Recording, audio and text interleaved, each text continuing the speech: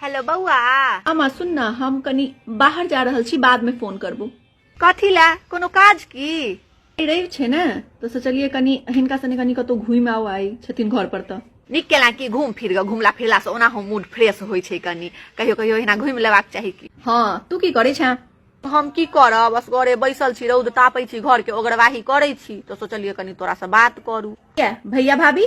भैया भाभी तोहर हमर कहल में छौ, अपन जे मन में होइ छौ से करे छौ। कखन गेलौ, कखन आयत, कत गेला, किया किछ हमरा कहत। हमर त बउआ बुझी एकदम नसीबे खराबे भ गेल, एहन आबि गेल घर में से।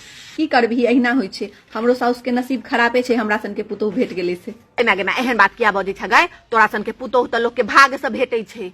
किया हम बेटी छियो तै दुआरे? नहीं मतलब हम जे घूमे ला रवि छे तो हाँ घूम ले, बड़ निक बात, घुमबाको चाही। आ पुतोह गेलो आ बेटा सने कतो घूमे ला तो ओइमे तोरा मतलब नसीब खराब भ गेलो, ई कोन बात भेलो? मतलब केना तुरंते तू सब भेदभाव क लै छी? ऊपर जाके भगवान के की मुंह दिखेबी हैं?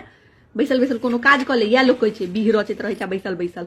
घुमा दे, घुमा फिरा गेलिया त नै छै। मनुख में नै दोष होइ छै, साउस के कुर्सीए में दोष छै।